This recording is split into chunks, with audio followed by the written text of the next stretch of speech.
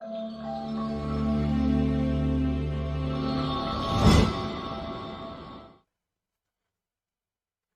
Morning everyone.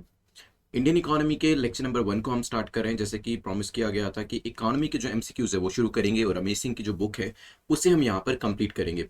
NCERTs के lectures already start हो चुके हैं and this is the first lecture of Indian economy जो कि सभी के लिए रिलीज किया जा रहा है यूट्यूब के ऊपर। बाकी के जो लेक्चर्स है you will find in the 100 days 200 days की जो हमारी सीरीज है उसके अंदर।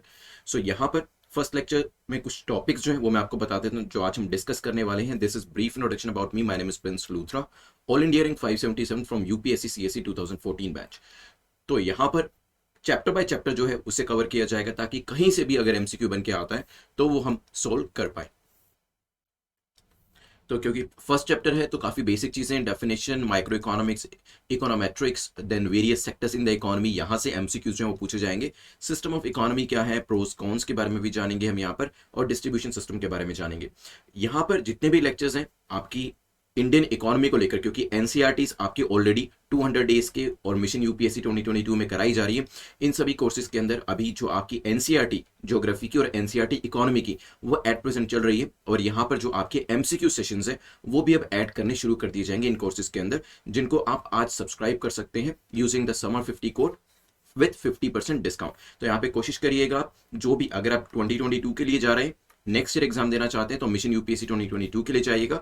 अदरवाइज आई सजेस्ट कि आप 200 डेज की सीरीज के लिए जाएगा, जिसमें आपको ये सभी लेक्चर्स जो इकोनॉमिक्स की एनसीईआरटी है उसके साथ साथ जो एमसीक्यूज रमेश सिंह से जो बना रहे हैं हम वो भी मिलेंगे। साथ ही साथ आपको राइटिंग प्रैक्टिस का मौका भी यहाँ पर मिलने वाला है। चलिए, तो यहाँ पर जल्दी से अपने टारगेट को सेट करें। इकोनॉमिक्स में आप कितना टारगेट यहाँ पर देने वाले हैं, क्योंकि आज आपका करंट अफेयर्स का जो वीडियो है वो मैराथन के रूप में आएगा, तो मैराथन वाला सेशन जरूर करिएगा।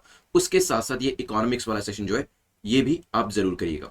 चलिए जल्दी से यहाँ पे टारगेट को सेट करें, क्योंकि यहाँ पे 6 या 6 से ज्यादा अगर आप स्कोर करते हैं then you will be in the safe zone. Less than 6 में डेंजर जोन में आ जाएंगे, लेकिन अगेन रिवीजन करी जा सकती है और अपने मार्क्स को इंप्रूव किया जा सकता है। तो यहाँ पे कट ऑफ जो है वो 6 मार्क्स की है, और आप चाहें तो कितना भी टारगेट अपने लिए सेट कर सकते हैं। चलते हैं आज के पहले क्वेश्चन के ऊपर। द फर्स्ट क्वेश्चन जो पूछ रहा है वो कह रहा है कि आप इकोनॉमिक्स की एप्ट डेफिनेशन बताएं, क्योंकि जब भी हम शुरुआत करते हैं तो बहुत ही बेसिक चीजें जो है उस सब्जेक्ट की पढ़ते हैं, धीरे धीरे फिर चीजें कॉम्प्लिकेटेड होती हैं जिसको कि हम यहाँ पर रिजोल्व भी करेंगे। जैसे कि इन्फ्लेशन के बारे में पढ़ेंगे, रेपो रेट क्या होता है, रिवर्स रेपो रेट, एलटीआरओ क्या होता है, ये सब चीजें पढ़ेंगे। वैसे भी करंट की इकोनॉमिक्स तो हम कर रहे हैं, लेकिन जो बेसिक इकोनॉमिक्स है वो यहाँ पर देख लेते हैं। तो एप्ट डेफिनेशन ऑफ इकोनॉमिक्स क्या है? पहली से अपन कहती है study of how societies use scarce resources to produce valuable commodities and distribute them among different people. Possible है how individual firms, governments and other organizations within our society make choices and how these choices determine a society's use of its resources. ये भी एक definition हो सकती है। यहाँ पे आपको एप्ट बताना है, दोनों हो सकती है या फिर नन ऑफ द अबव। तो यहाँ पे पहले में तो ये बताया कि जो सोसाइटी है वो क्या करेगी, वो स्कार्स रिसोर्सेज को यूज करेगी, जो उसके पास मिनिमम रिसोर्सेज है उसको यूज करके यहाँ पर डिस्ट्रीब्यूट करेगी लोगों के अंदर। दूसरी डेफिनेशन है इंडिविजुअल फर्म्स, गवर्नमेंट जो है या फिर जो ऑर्गेनाइजेशन है वो क्या करेंगे, कुछ ऐसे चॉइसेस लेंगे, ऐसे डिसीजंस लेंगे जो कि सोसाइटी को जो रिसोर्सेज होते हैं उसको बेस्ट यूज करने के लिए होंगे। सोच समझ के आंसर करिए, क्या आंसर होगा। चलिए, तो यहां पर जब हम इकोनॉमिक्स के बारे में बात करते हैं तो दोनों ही यहां पर both the definitions are correct. तो हमारा आंसर क्या हो जाएगा, सी, क्योंकि यहां पर it is economics is all about making the choices, distribution of the resources in the best manner and using the scarce resources to produce valuable commodities। तो यहां पे दोनों ही स्टेटमेंट्स ठीक है। आंसर क्या हो जाएगा, C will be your correct answer, ध्यान रखिएगा। चलते हैं यहां से आगे बढ़ते हुए सेकंड क्वेश्चन को देख लेते हैं। माइक्रो इकोनॉमिक्स का क्या मतलब होता है, क्योंकि ये टर्म्स आपको डेली बेसिस पे न्यूज़पेपर में भी पढ़ने को मिलेगा। माइक्रो इकोनॉमिक्स क्या होता है, मैक्रो इकोनॉमिक्स क्या होता है।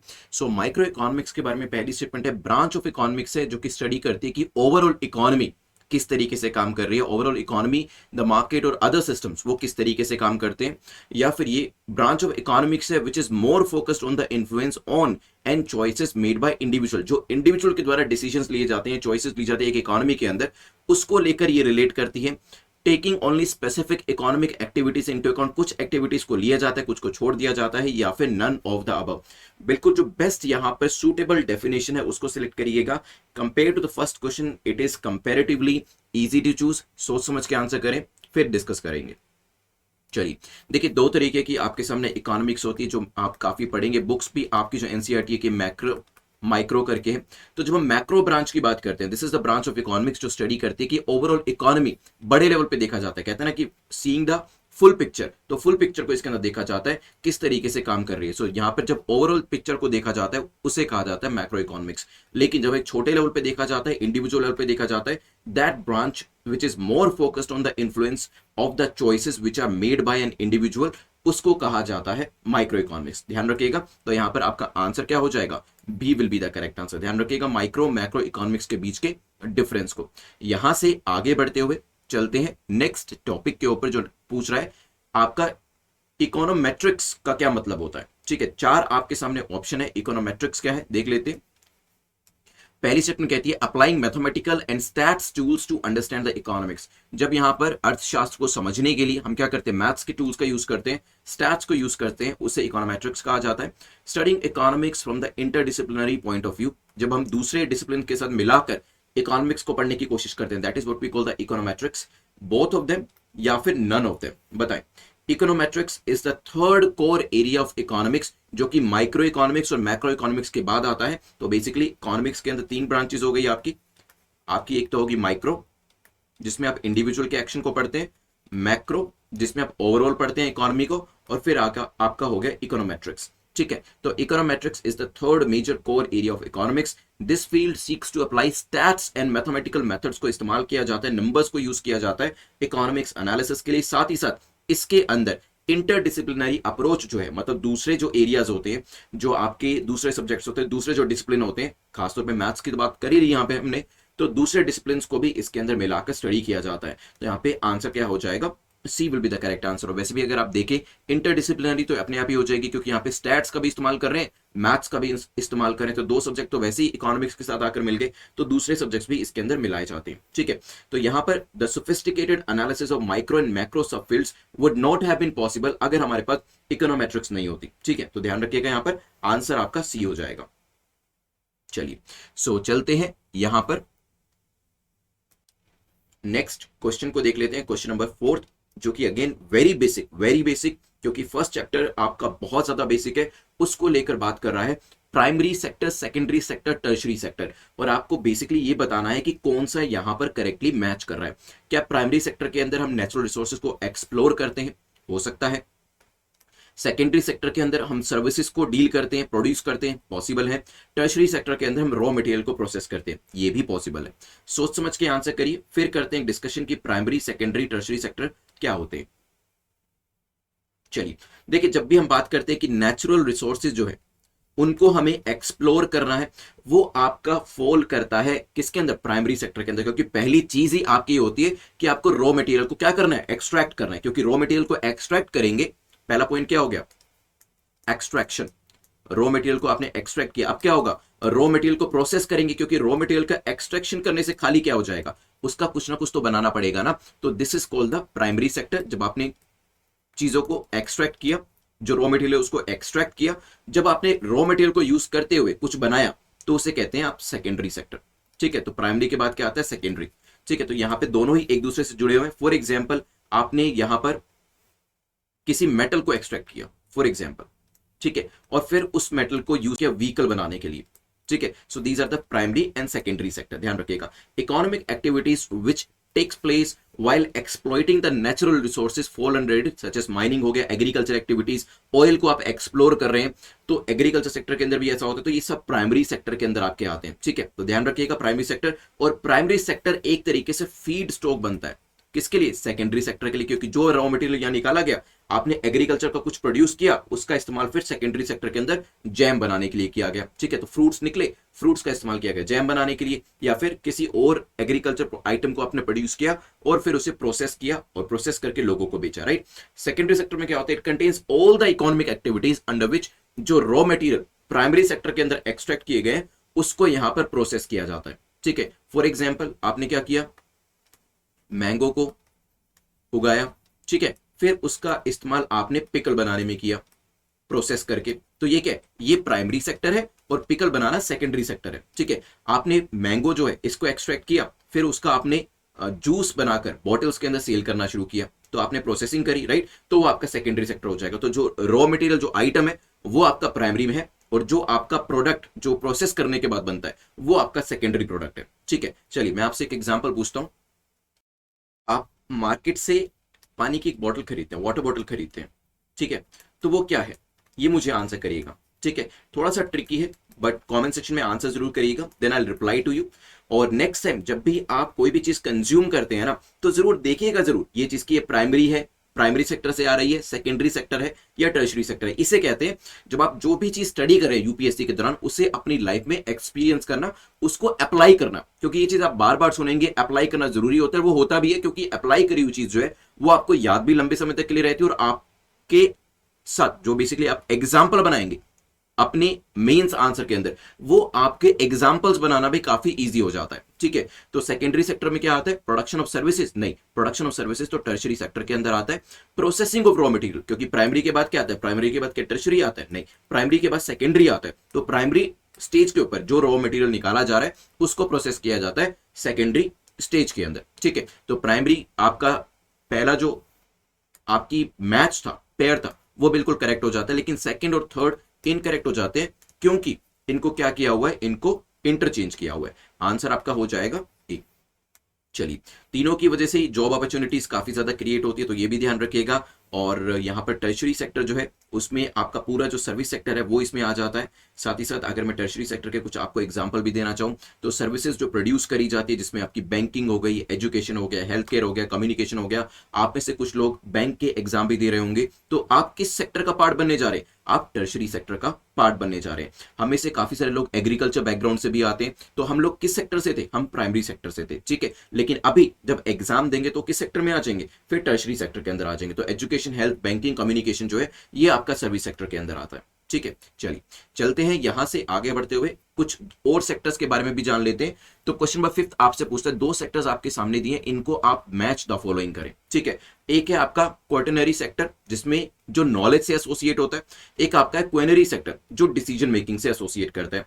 सोच समझ के आंसर करिए क्या होगा, फिर करते हैं इन दोनों के बारे में डिस्कशन। क्योंकि देखिए प्राइमरी, सेकेंडरी, टर्शरी ये तीनों तो आपके एनसीईआरटी में भी दिए हैं और डेफिनेटली इंपॉर्टेंट भी है, लेकिन कुछ ज्यादा भी कई बार यूपीएससी ने पूछ लिया जाता है, यूपीएससी के द्वारा पूछ लिया जाता है, जिसके अंदर जो एक्स्ट्रा इंफॉर्मेशन है वही उसी को ही कवर करने के लिए हम एमसीक्यू जो है यहां पर कर रहे हैं। तो क्वार्टनरी सेक्टर जो है इसे नॉलेज सेक्टर भी कहा जाता है। The activities related to education, research and development, ये सब इसके अंदर आती है। This sectors plays an important role in defining the quality of human resource. क्योंकि अगर आप देखिए नॉलेज सेक्टर के अंदर मैंने अभी आपको एक शब्द बताया, क्या, रिसर्च एंड डेवलपमेंट। क्योंकि आजकल तो ये जो सेक्टर है ये तो और भी ज्यादा काफी आप कह सकते हैं बूम पे है। एंड रीजन क्या है इसके बूम पे होने का, क्या कोई बता सकता है? एग्जैक्टली क्योंकि कोविड जो है उस टाइम पर ये सेक्टर जो है वो काफी ज्यादा इंपॉर्टेंट और सिग्निफिकेंट हो गया, because we all now rely upon quaternary sector की कितनी जल्दी रिसर्च एंड डेवलपमेंट करके ये वैक्सीन को प्रोड्यूस किया जाएगा, ज्यादा से ज्यादा वैक्सीन लेकर आई जाएंगी, और जो नई नई बीमारियां भी ब्लैक फंगस, येलो फंगस जैसी आ रही हैं उसको लेकर भी यहां पर जो रिसर्च एंड डेवलपमेंट किया जाएगा ताकि ये प्रॉब्लम्स भी दूर हो जाएंगी। क्वेनरी सेक्टर किस चीज से रिलेट करता है? Quinary sector all the activities where the top decisions are made fall under it. Quinary sector वो होता है जहां पर जितने भी टॉप डिसीजन होते हैं वो लिए जाते हैं। Highest level of decision makers in government inclusive, इसमें आप ब्यूरोक्रेसी की भी बात कर सकते हैं। द प्राइवेट कॉर्पोरेशन सेक्टर जो है वो सब इसके अंदर फॉल करते हैं। The number of people involve in this sector is very low, क्योंकि इसमें हाईएस्ट डिसीजन मेकर्स होते हैं और इस सेक्टर को लेकर डिसीजन जो है वो लिए जाते हैं। ध्यान रखिएगा, दे आर यहाँ पे they are very low, number जो है काफी कम होता है। Rather they are considered the brain behind the socio economic performance of the economy, जो कि डिसीजन इसके अंदर लिए जाते हैं। तो आंसर क्या हो जाएगा आपका? दोनों ही यहां पर करेक्ट होने की वजह से C will be your correct answer. ध्यान रखिएगा। तो जितनी भी इंफॉर्मेशन सर्विस आईटी की बात करिए यहाँ पर रिसर्च एंड डेवलपमेंट, वो आपका क्वार्टनरी सेक्टर के अंदर आता है। 50% discount is available for today. आप इस समर 50 कोड को यूज कर लीजिए। और जैसे मैंने आपको बताया कि ज्योग्राफी, इकोनॉमी के जो वीडियोस हैं, एनसीईआरटीज एज वेल एज जो मिस्टर रमेश सिंह की बुक है उनको भी यहाँ पर कवर करना शुरू किया है, सो दैट आपके एमसीक्यूज भी हो जाए, एनसीईआरटीज भी आपकी जो बेस है वो बन जाए। एंड 100 डेज 200 डेज की सीरीज में आपको ये मिल जाएगा, 500 डेज की सीरीज में भी आपको ये मिल जाएगा। 200 डेज में एक एडवांटेज आपके पास ये रहेगा कि आपको यहाँ पे प्रैक्टिस करने के लिए, आंसर प्रैक्टिस करने के लिए भी मिल जाते हैं, और यहाँ पर एमसीक्यू क्विजेस भी मिल जाते हैं। अगर आप 2011 की 2021 की तैयारी कर रहे हैं, so definitely you can go for 100 days और 200 डेज, दोनों में से किसी में भी जा सकते हैं। Preferably go for 200 days because it is it contains more value added material for the examination. Otherwise अगर आप नेक्स्ट ईयर के लिए जा रहे हैं तो मिशन यूपीएससी 2022 के लिए जाइएगा। चलते हैं नेक्स्ट क्वेश्चन के ऊपर। क्वेश्चन नंबर 6 के बारे में जानते हैं, जहां पे market economy, non market economy, mixed economy, यहां पर इनको लेकर पेयर्स दिए और आपको मैच करना है कौन सा करेक्ट है। मार्केट इकोनॉमी क्या है यहाँ पे, ओके ध्यान रखिएगा, इनकरेक्ट आपसे पूछा है। Market economy is fixed which focuses upon creation of goods and services in exchange of wealth. तो मार्केट में क्या होता है, इसके अंदर मार्केट इकोनॉमी के अंदर मार्केट फिक्स रहती है और यहाँ पर फोकस किसके ऊपर किया जाता है, गुड्स को और सर्विसेज को क्रिएट करने में और वेल्थ को एक्सचेंज करने में। नॉन मार्केट इकोनॉमी जो है इसमें मार्केट फ्री रहती है, जिसमें फोकस अगेन गुड्स और सर्विसेज को प्रोड्यूस करने में, एक्सचेंज करने में जाता है। मिक्स्ड इकोनॉमी में क्या होता है, government regulates some sectors of the economy. सोच समझ के आंसर करें, फिर इसको डिस्कस करेंगे। चलिए देखिए, सबसे पहले आप अपनी बैटल्स को चूज करें। Not every battle you can win, ये ध्यान रखिएगा, लाइफ में भी not every battle you can win, so you have to choose your battles, ठीक है। और यहां पर ये चीज ध्यान रखिए, यहां पे ऑप्शन के अंदर भी आपको यही करना है। हो सकता है आपको मार्केट नॉन मार्केट इकोनॉमी के बारे में कुछ नहीं पता हो, लेकिन ये चीज तो हम डेली बेसिस पे न्यूज़पेपर पे पढ़ते हैं, अदरवाइज भी काफी कॉमन सेंसिकल है। मिक्स्ड इकोनॉमी में क्या होता है, ऐसी इकोनॉमी जो कि मिक्स है, मिक्स मतलब गवर्नमेंट सेक्टर भी है, प्राइवेट सेक्टर भी है, राइट। और यहां पर क्या दिया, government regulate some of the sectors, remaining किसके पास होते हैं, प्राइवेट के पास होते हैं। कुछ गवर्नमेंट के पास होते हैं, कुछ प्राइवेट के पास होते हैं, कुछ ऐसे होते हैं जो कि समवेयर इन बिटवीन होते हैं, जिसको गवर्नमेंट रेगुलेट करता है। तो ये स्टेटमेंट तो आपका ये पेयर तो करेक्ट हो जाता है, और यही सही, because you chose your battles की फर्स्ट और सेकंड स्टेटमेंट कंफ्यूजिंग है, और ऐसे काफी सारे क्वेश्चन होंगे वहां पे आपको जो वीकेस्ट लिंक है उसी को पकड़ना पड़ेगा, सबसे इजी ऑप्शन को पकड़ना पड़ेगा। यहां पर आपने सबसे इजी ऑप्शन को पकड़ा और आपको पता चला कि ये करेक्ट है, और आपने क्या किया, जहां पर भी, क्योंकि आपको इनकरेक्ट बताना था, मतलब ये ऑप्शन तो आंसर में होना ही नहीं चाहिए, राइट। तो जहां जहां पर भी 3 था आपने क्या किया, उसको एलिमिनेट कर दिया, क्योंकि 3 इसमें भी है, यहां देखेंगे तो इसमें भी है, उपरोक्त सभी में तो 3 होगा ही होगा। और जैसे ही आपने इसको एलिमिनेट किया, सीधा आपके पास आंसर आ गया। This is the power of elimination and selecting your battles और सिलेक्टिंग योर ऑप्शंस। अब आपको पहले और दूसरे के बारे में कुछ नहीं भी पता है, nobody cares about it. Reason is क्योंकि एग्जाम में ओएमआर शीट के ऊपर कोई भी ये नहीं पूछेगा, ये चीजें मेंस में जरूर पूछी जाएंगी, और आपसे ये चीजें हो सकते हैं इंटरव्यू के अंदर भी पूछी जाए, लेकिन जब प्रीलिम्स को क्रैक करना है तो डेफिनेटली पहली बात तो ये हमारा पूरा एक एफर्ट होना चाहिए कि हमें market economy, non market economy, mixed economy, जो काफी बेसिक चीजें उसके बारे में नॉलेज हो। लेकिन कई बार ऐसा होता है काफी बेसिक चीजें भी कई बार छूट जाती है क्योंकि सिलेबस काफी ज्यादा होता है, तो वहां पर टारगेट हमारा यही होना चाहिए कि वो क्वेश्चन हमारा ना छूटे, वो क्वेश्चन हमारा गलत ना हो। और यहां पर वही चीज हमने करने की कोशिश करी है, बिकॉज बाय डिफॉल्ट आंसर आपका ए हो जाएगा, which is the correct answer. अभी मैं आपको बता देता हूं, मार्केट इकोनॉमी में क्या होता है, मार्केट फ्री होती है, उसमें भी गुड्स और सर्विसेज को क्रिएट, देखिए मार्केट हो नॉन मार्केट हो दोनों में ही गुड्स और सर्विसेज को क्रिएट किया जाता है, लेकिन मार्केट इकोनॉमी में क्या होता है, एक आपको फ्री हैंड दिया जाता है। तो मार्केट इज फ्री, जो कि फोकस करते हैं कि कैसे गुड्स और सर्विसेज को क्रिएट करना है और वेल्थ को एक्सचेंज करना है, जैसे कि यूएस का एग्जांपल आप यहां पर देख सकते हैं। लेकिन यहां पे मार्केट फिक्स दिया है, बेसिकली पहले और दूसरे ऑप्शन को ना इंटरचेंज कर दिया गया। नॉन मार्केट में फिक्स स्ट्रक्चर को फॉलो किया जाता है, जैसे कि चाइना और यूएसएसआर के अंदर, ठीक है। तो आंसर क्या हो जाएगा आपका ए, क्योंकि पहली 2 स्टेटमेंट इनकरेक्ट है और वही आपको यहां पर बतानी थी, ध्यान रखिएगा।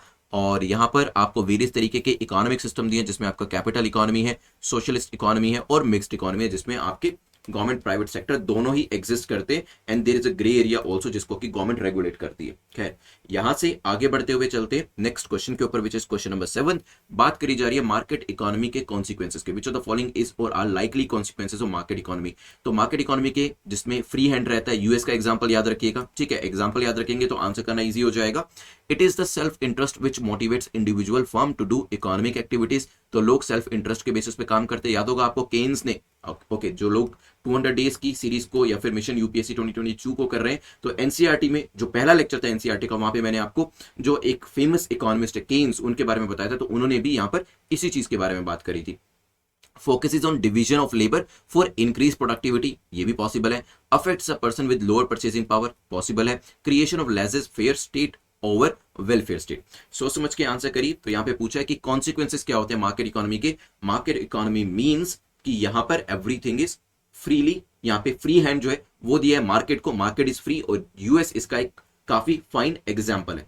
To attain the higher prosperity there should be increasing division of labour. Specialisation economy के अंदर लाना काफी जरूरी होता है, क्योंकि जब स्पेशलाइजेशन आ जाता है इकोनॉमी के अंदर सही तरीके से, तो वहां पर एफिशिएंसी बढ़ने लगती है। तो अगर आप पॉइंट नंबर यहां पर सेकंड देखेंगे वो आपका करेक्ट हो जाता है, और ऐसी इकोनॉमी के अंदर लोग जो है अपने फायदे के लिए काम करते हैं और उसी तरीके से सेल परचेज यहां पर चलता है। तो पहली जो स्टेटमेंट है वो भी ठीक हो जाती है। यहां पर जो फ्री हैंड है, लेज़ी फेयर का मतलब यही होता है जो फ्री मार्केट है उस कॉन्सेप्ट को फॉलो किया जाता है, ना कि वेलफेयर स्टेट, क्योंकि वेलफेयर स्टेट के अंदर गवर्नमेंट का इंटरवेंशन रहता है। तो चौथी स्टेटमेंट भी ठीक हो जाती है।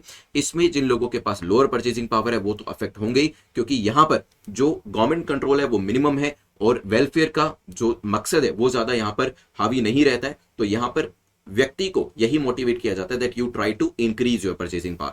सो it is the self interest, ध्यान रखिएगा, जो यहां पे फर्म को गाइड करता है। और साथ ही साथ इसके अंदर यही जो कॉन्सिक्वेंसेस है ये कई बार पॉजिटिव भी होते हैं और कई बार नेगेटिव भी होते हैं, क्योंकि जब आप मार्केट को फ्री हैंड दे देते हैं तो गवर्नमेंट का जो रोल है ऑलमोस्ट नेग्लिजिबल हो जाता है। और ये जो आपने कॉन्सिक्वेंसेस नंबर 3 है, जो व्यक्ति के पास परचेजिंग पावर कम है उस व्यक्ति को नुकसान होता है, तो बिल्कुल ठीक है। तो ऐसी टाइम पर ही गवर्नमेंट जो है उसको इंटरवीन करना चाहिए ताकि इक्वालिटी जो है वो क्रिएट करी जा सके, लेकिन वो मार्केट इकोनॉमी के अंदर थोड़ा सा मुश्किल होता है। ठीक है, यहाँ पे इलिसिट कंपटीशन के चांसेस भी बढ़ जाते हैं और प्रोडक्शन जो है वो पूरा का पूरा प्रॉफिट ड्रिवन होता है, वेलफेयर का कोई दूर दूर तक यहाँ पर नाम नहीं लेता है। तो आंसर क्या हो जाएगा? कॉन्सिक्वेंसेस के बारे में बात करी थी तो आंसर विल बी डी, क्योंकि चारों ही मार्केट इकोनॉमी के कॉन्सिक्वेंसेस हमारे सामने है। ठीक है, यहाँ पे कैपिटलिस्ट सिस्टम के बारे में भी बताया आपको, an economic system in which the means of production of goods और services are privately owned and operated for a profit. चलते हैं नेक्स्ट टॉपिक के ऊपर। नेक्स्ट टॉपिक आपको पूछ रहा है नॉन मार्केट इकोनॉमी, क्योंकि अभी हमने मार्केट इकोनॉमी देखा, अब नॉन मार्केट इकोनॉमी के कॉन्सिक्वेंसेज जो है वो आपसे पूछे।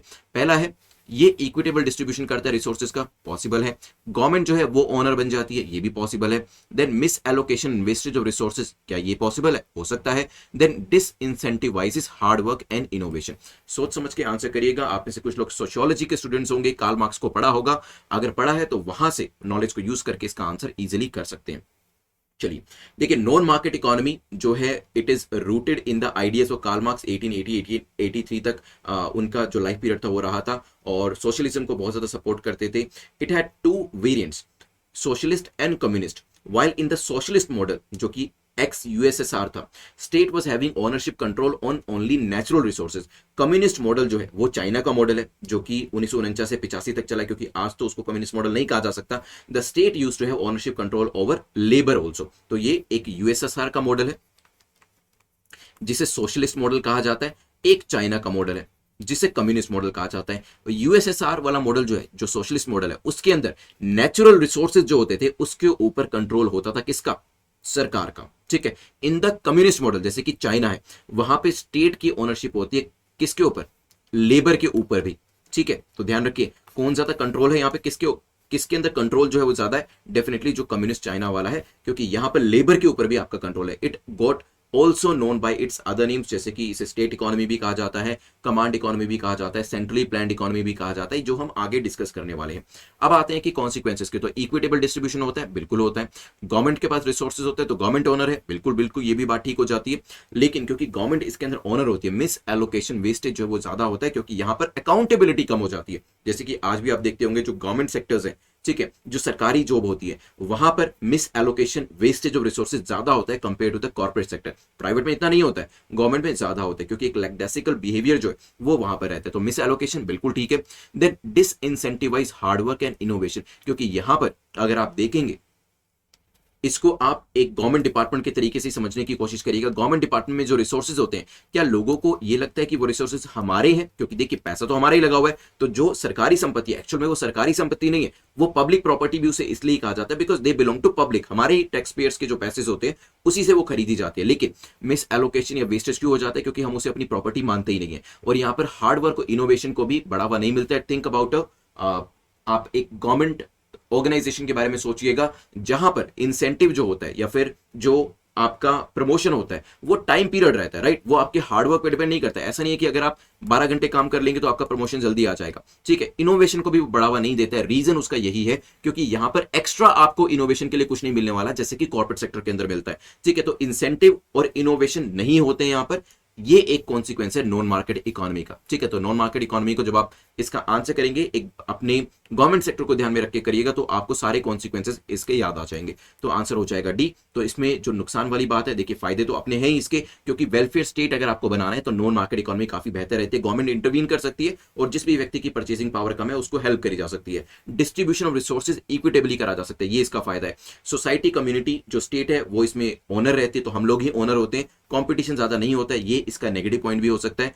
लेकिन इसके अलावा जो सबसे बड़ा नेगेटिव पॉइंट है वो यही है, wastage of resources, allocation of resources बेहतर नहीं होता है, कोई इंसेंटिव नहीं होता है, ऐसी सोसाइटी के अंदर इनोवेशन भी कम होते हैं, ठीक है। Person is getting what is needed irrespective of वो क्या कंट्रीब्यूट करे, यही चीज कार्ल मार्क्स ने कही थी, जो अपने आप में एक बहुत बड़ा ब्लंडर था कि यहाँ पे व्यक्ति को कितना मिलना चाहिए, जितनी उसको जरूरत है, और वो जितना दे सकता है उसको उतना देना चाहिए, ठीक है। तो व्यक्ति क्या करता है ऐसी सिचुएशन के अंदर, कम से कम देने की कोशिश करता है और ज्यादा से ज्यादा लेने की कोशिश करता है, ठीक है। तो यही जो चीज है ध्यान रखनी है, जो कि सबसे बड़ा डिसएडवांटेज है। अदरवाइज देखिए कोई भी चीज ऐसी नहीं कि पूरी तरीके से पॉजिटिव हो या नेगेटिव हो, अगर हम मार्केट इकोनॉमी की बात करें उसके भी प्लस और माइनस थे, नॉन मार्केट के भी अपने प्लस और माइनस है, बट हमें यह देखना होता है कि प्लसेस जो है वो माइनस से ज्यादा होने चाहिए। यहां पर भी अगर हमने देखें तो नॉन मार्केट इकोनॉमी में काफी सारी बेहतर चीजें भी थी, जिसके अंदर बात करी गई कि यहाँ पे वेलफेयर स्टेट बन सकता है, जो डिस्ट्रीब्यूशन ऑफ रिसोर्सेज है वो इक्वली हो सकता है, जो लाइन में खड़े आखिरी व्यक्ति है उसको भी हम सहायता कर सकते हैं। तो ये कुछ इसकी पॉजिटिव बात है, लेकिन नेगेटिव बातें भी साथ में आती है, जिसके अंदर हमने देखा कि डिसइंसेंटिव हो जाता है पूरा सिस्टम, कोई भी इंसेंटिव्स नहीं है इसके अंदर, इनोवेशन जो है उसको भी बढ़ावा नहीं मिलता। खैर यहां से आगे बढ़ते हुए चलते हैं नेक्स्ट क्वेश्चन के ऊपर, which is question number 9। Question number 9 जो है मिक्स्ड इकोनॉमी के कॉन्सिक्वेंसेस को लेकर है, क्योंकि यही तीनों तरीके की इकोनॉमी हमने पढ़ी है, और अगर ये 7th question 8th 9th question आपको अच्छे से समझ में आ जाता है, believe me so many things will be clear. और जब आप न्यूज़पेपर पढ़ेंगे बहुत सारी चीजें आपकी क्लियर होती जाएंगी, प्राइमरी सेकेंडरी या फिर market economy, non market economy, mixed economy, इसको लेकर। तो नेक्स्ट टाइम न्यूज़पेपर पढ़ेंगे तभी कहते हैं कि बेसिक जो है उसकी क्लैरिटी जब होती है तो डिफिकल्ट चीजें भी समझ में आने लग जाती है। मिक्स्ड इकोनॉमी को लेकर कॉन्सिक्वेंसेस में दिया गया है, it is a proactive to external shocks and crisis, जो एक्सटर्नल शॉक्स और क्राइसिस होते हैं उसके अगेंस्ट में ये प्रोएक्टिव रहती है। Ensure ideal competition and oversight, ये भी पॉसिबल है। बर्डन्स द स्टेट एक्सचेकर, ये भी पॉसिबल है। Can effect ease of doing business. चलिए, तो यहां पर मिक्स्ड इकोनॉमी को कहा जाता है बेस्ट ऑफ बोथ वर्ल्ड्स, क्योंकि यहां पे दोनों की जो एडवांटेजेस हैं वो ये फॉलो करती है, किसकी, मार्केट है नॉन मार्केट इकोनॉमी की। लेकिन ये भी ध्यान रखिएगा जब आपको दोनों की एडवांटेजेस मिल रही हैं, दोनों के डिसएडवांटेजेस से भी आप दूर नहीं भाग सकते। तो ये क्या प्रोएक्टिव होती है, एक्सटर्नल शॉक एंड क्राइसिस थे, यस ये इसकी एक एडवांटेज है। तो ये काफी प्रोएक्टिव रहती है, क्योंकि इसमें प्राइवेट सेक्टर का भी रोल रहता है, गवर्नमेंट सेक्टर का भी रोल रहता है, और दोनों मिलकर इसके अंदर अपने रोल को निभाते हैं। लेकिन ये जो ग्रे एरिया है इसको भी समझने की कोशिश करेंगे। साथ ही साथ ये आइडियल कंपटीशन ओवरसाइट को इंश्योर करती है, यस क्योंकि प्राइवेट सेक्टर है, प्राइवेट और गवर्नमेंट सेक्टर भी आपस में कॉम्पीट करते हैं, प्राइवेट बैंक्स और गवर्नमेंट बैंक्स जैसे आज के टाइम में इंडिया के अंदर कॉम्पीट कर रहे हैं। क्या ये स्टेट एक्सचेकर को बर्डन करता है, यस क्योंकि गवर्नमेंट का रोल खत्म नहीं हुआ है। ध्यान रखिएगा मार्केट इकोनॉमी के अंदर वेलफेयर स्टेट जो था वो दूर दूर तक नहीं दिखाई दे रहा था, लेकिन मिक्स्ड इकोनॉमी जैसे कि इंडिया का एग्जांपल लीजिएगा, मिक्स्ड इकोनॉमी के अंदर जैसे हमने पिछली नॉन मार्केट इकोनॉमी में चाइना यूएसएसआर का एग्जांपल लिया, और जो आपकी मार्केट इकोनॉमी थी उसमें यूएस का एग्जांपल लिया, यहां पर आप एग्जांपल ले सकते हैं किसका, इंडिया का। क्या स्टेट एक्सचेकर बर्डन होता है, बिल्कुल, क्योंकि यहां पे सब्सिडीज दी जाती है, क्योंकि आपको वेलफेयर वाला रोल तो प्ले करना ही है। क्योंकि जब भी हम बात करते हैं एडवांटेजेस की मिक्स्ड इकोनॉमी के अंदर, तो मार्केट नॉन मार्केट की डिसएडवांटेजेस भी इसके पास आती हैं। तो yes it also burdens state का एक्सचेकर, तो तीसरी स्टेटमेंट भी आपकी करेक्ट हो जाती है। क्या ईज ऑफ डूइंग बिजनेस को अफेक्ट होता है, तो यस यहां पर ईज ऑफ डूइंग बिजनेस जो है वो भी इसमें अफेक्ट होता है, ध्यान रखिएगा। और ये दोनों तरीके से हो सकता है। देखिए अगर गवर्नमेंट प्राइवेट सेक्टर को सपोर्ट करती है तो ease of doing business positive direction के अंदर जाएगा, ईज ऑफ डूइंग बिजनेस करना ईजी होगा, तो पूरा बिजनेस को अच्छे तरीके से चलाना काफी ईजी हो जाएगा। लेकिन एट द सेम टाइम अगर यहां पर जो गवर्नमेंट है प्राइवेट सेक्टर को सर्टेन एरियाज में आने ही नहीं देती है, या फिर अननेसेसरी का रेगुलेशन लगाती है, तो ईज ऑफ डूइंग बिजनेस जो है वो मुश्किल भी हो सकता है, ठीक है। लेकिन हमने बात की क्या यहाँ पे ये कॉन्सिक्वेंसेज है, yes it can affect, it may affect positively और नेगेटिवली, दोनों ही बातें ठीक हो जाती है। आंसर आपका यहां पर हो जाएगा डी। चलिए आज के लास्ट क्वेश्चन पे चलते हैं और उसके बाद हम यहां पर रिवीजन अपनी करने वाले हैं। So distribution system includes, distribution system में कौन आता है, जब हम इकोनॉमी के डिस्ट्रीब्यूशन सिस्टम की बात करते हैं क्या उसमें स्टेट आता है, मार्केट आता है, दोनों आती हैं या दोनों ही नहीं आते, कोई और ही आता है। देखिए, bodies which distribute the goods and services to people, उनको डिस्ट्रीब्यूशन सिस्टम कहा जाता है। अब आपको बताना है कि डिस्ट्रीब्यूशन सिस्टम में कौन कौन सी बॉडीज आती हैं बेसिकली, ठीक है। तो इसी वजह से सिस्टम को समझना काफी जरूरी होता है, क्योंकि उस सिस्टम के अंदर क्या है, उस सिस्टम के अंदर वेरियस बॉडीज है, और वो बॉडीज कौन कौन से, yes it is state as well as market. तो आंसर क्या हो जाएगा, C will be the correct answer. ध्यान रखिएगा, it can be through market capitalist structure के अंदर, और थ्रू स्टेट कम्युनिस्ट इकोनॉमी के अंदर, और थ्रू बोथ मिक्स्ड इकोनॉमी के अंदर। डिस्ट्रीब्यूशन सिस्टम में स्टेट भी हो सकता है, जैसे कि हमने कम्युनिस्ट इकोनॉमी की बात करी, या आप सोशलिस्ट इकोनॉमी की भी बात कर सकते हैं। मार्केट हो सकते हैं, जैसे कि कैपिटलिस्ट यूएस इकोनॉमी की बात करी, या फिर दोनों भी हो सकते हैं। C is the most appropriate answer, जैसे कि हमने मिक्स्ड इकोनॉमी इंडिया के बारे में पढ़ा था, राइट। चलिए, तो ध्यान रखिएगा इसके बारे में, पब्लिक सेक्टर, प्राइवेट सेक्टर। और अभी 2 मिनट के अंदर जल्दी से रिवीजन कर लेते हैं, और फिर नेक्स्ट लेक्चर के बारे में मैं आपको कुछ इंफॉर्मेशन देने वाला हूं। चलिए शुरुआत करते हैं। यहाँ पर सबसे पहले हमने डिस्कशन किया था इकोनॉमिक्स की डेफिनेशन के बारे में, और मोस्ट अप्रोप्रिएट डेफिनेशन को लेकर मैंने आपसे बात करी थी। तो इसके अंदर दोनों ही डेफिनेशन थी, जिसमें आप क्या करते हैं, स्टडी है ये, जिसमें सोसाइटी के स्कार्स रिसोर्सेज को स्टडी किया जाता है और वैल्यूएबल कम्युनिटीज को प्रोड्यूस किया जाता है। साथ ही साथ कि इंडिविजुअल फर्म और गवर्नमेंट्स अपने डिसीजन कैसे लेती है, इसको भी स्टडी करना जो है इकोनॉमिक्स कहलाता है। तो दोनों ही चीजें यहाँ पर आपकी सही थी।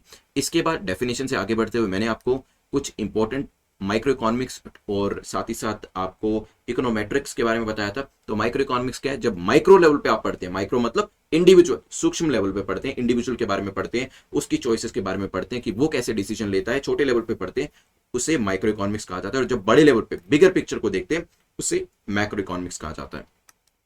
इकोनोमेट्रिक्स में क्या पढ़ा था, जल्दी से आंसर करें, कमेंट सेक्शन में आंसर करिएगा जरूर। तो यस, जब यहाँ पे इंटरडिसिप्लिनरी अप्रोच, मैथ्स, स्टैटिस्टिक्स को यूज करते हैं आप इकोनॉमिक्स के अंदर, तो उसे कहते हैं इकोनोमेट्रिक्स। इसके बाद डिस्कशन हुआ था प्राइमरी, सेकेंडरी, टर्शरी। प्राइमरी में आपने गन्ना उगाया, फिर गन्ने को प्रोसेस किया, उसका जूस बनाया, मार्केट के अंदर बेचा, और यहाँ पर सर्विस इंडस्ट्री ने, होटल्स वगैरह ने भी आपकी जो जूस की बोतल्स थी वो अपने यहाँ पर सर्विस के तौर पे प्रोवाइड करनी शुरू करी, ठीक है। तो raw material is primary, secondary मतलब प्रोसेसिंग, टर्शरी मतलब सर्विस सेक्टर, ठीक है। फिर हमारा डिस्कशन हुआ आपका क्वेटरनरी एंड क्विनरी के अंदर। Quaternary was associated with knowledge, research and development, quinary was decision making, जो कि काफी कम लोग करते हैं।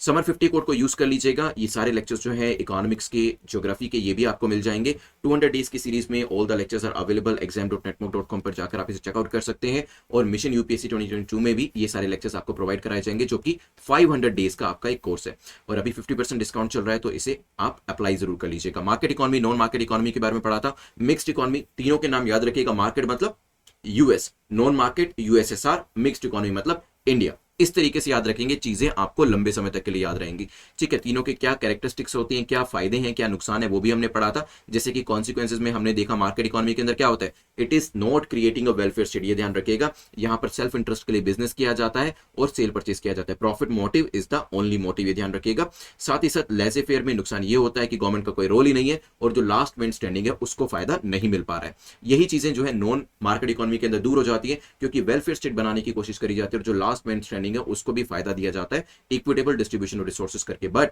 इसमें आप किस चीज को किल कर देते हैं, इस पूरे प्रोसेस के अंदर you kill the innovation, you kill the entrepreneurship behaviour, you kill the incentive behaviour, ठीक है। चलिए, इसी वजह से दोनों का जो नुकसान है और दोनों में जो कमी है, उसके लिए एक मिक्स्ड इकोनॉमी को लेकर आया गया। हालांकि पूरी तरीके से दोनों की कमियों को दूर नहीं किया गया, फिर भी काफी हद तक बेहतर इकोनॉमी, जो कि इंडिया भी फॉलो करता है, मिक्स्ड इकोनॉमी, जिसमें प्राइवेट सेक्टर, गवर्नमेंट सेक्टर दोनों ही को एग्जिस्ट करते हैं एक दूसरे के साथ, और ईज ऑफ डूइंग बिजनेस को भी बढ़ावा मिलता है।